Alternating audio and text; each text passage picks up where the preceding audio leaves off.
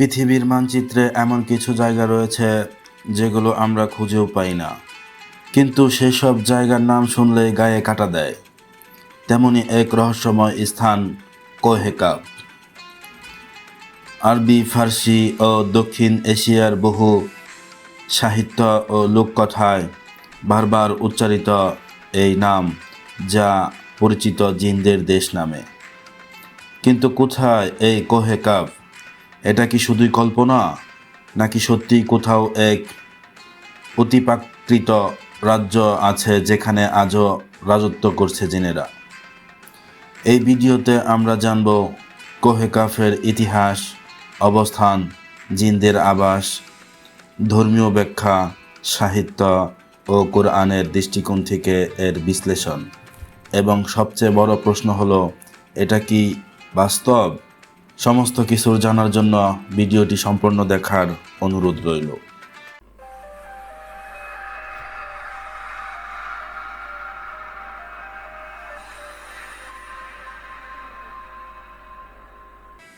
কোহে calf শব্দটির অর্থ calf, পর্বতমালা। কিছু বর্ণনায় বলা হয় এটি এক বিশাল নীলচে পাহাড়, যার ওপাশে রয়েছে জিনদের রাজ্য। আরবীয় কিংবদন্তিতে কোহে কাফকে বলা হয় পৃথিবীর শেষ সীমান্ত, যেখানে সাধারণ মানুষের প্রবেশ নিষেধ। কিছু ইতিহাসবিদ বলেন এটি আসলে ককেশাস পর্বতশ্রেণী বা আফগানিস্তানের হিন্দুকুশ অঞ্চলের সাথে মিল রয়েছে। আবার অনেকে বলে এটি এক আধ্যাত্মিক পর্দার ওপারে, যেখানে শুধু জিনেরাই বিচরণ করে থাকে। জিন আরবি শব্দ যার অর্থ আড়ালে থাকা। তারা আগুনের শিখা থেকে সৃষ্টি। পবিত্র কোরআনের বিভিন্ন আয়াতে জিনদের অস্তিত্ব নিশ্চিত করা হয়েছে। জিনেরা মানুষের মতোই জন্মায়, বিয়ে করে, সন্তান হয়, এমনকি জাতি, ধর্ম ও গোত্রভেদও বিভক্ত হয়ে থাকে। তাদের মধ্যে মুসলিম জিন যেমন রয়েছে, তেমনই রয়েছে অবাধ্য, দুষ্টু বা শয়তান জিন। ধর্মীয় ব্যাখ্যায় বলা হয় জিনদের রাজ্য আছে, তাদেরও নেতা রয়েছে এবং তারা কোহে কাফের মতো বিচ্ছিন্ন অঞ্চলেই বসবাস করে। তাদের জীবনধারা আমাদের মতোই, কিন্তু অন্য মাত্রায়। ইসলামে বহুবার জিনদের কথা এসেছে। সূরা জিন, সূরা নাস, সূরা ফালাক, সব জায়গায় জিনদের উপস্থিতি লক্ষণীয়। পৃথিবীর শুরু থেকেই তারা মানুষকে প্রভাবিত করে আসছে। ইবনে কাসির, আল তাবারি প্রমুখ ইসলামিক ইতিহাসবিদরা বলেন আদম আলাইহিস সালাম এর আগেই পৃথিবীতে জিনেরা বসবাস করে আসছিল। তারা তখন দুষ্ট প্রকৃতির ছিল এবং আল্লাহর অবাধ্যতা করত। তাদের শাস্তি দিতে ফেরেশতাদের পাঠানো হয়। এরপর তারা পাহাড়ি, গুহা ও দুর্গম অঞ্চলে সরে যায়। সেই জায়গাই হচ্ছে কোহে কাফ। মধ্যযুগীয় ফার্সি কাব্য আমির হামজা, আরবি উপন্যাস আলিফ লায়লা, এমনকি উর্দু সাহিত্য কোহে কাফ একটি অলৌকিক স্থান হিসেবে বারবার উঠে আসে।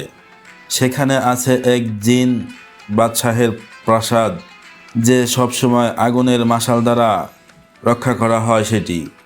জিনদের মাঝে কিছু সাধু জিন আছে যারা মানুষকে সাহায্য করে, আবার কিছু ভয়ঙ্কর যোদ্ধা জিন আছে যারা মানুষকে ধরে নিয়ে যায়।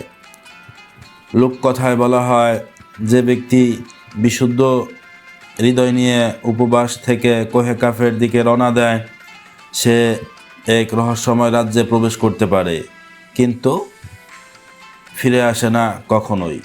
আজকের দিনে কোহে কাফ নিয়ে অনেক গবেষণা হয়েছে।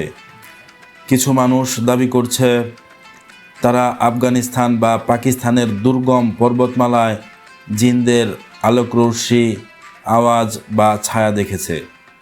অনেকে বলেছেন নিশ্চুপ রাতের গভীরে এক অদ্ভুত আওয়াজ ভেসে আসে, যা মানুষেরও না, আবার পশুরও না।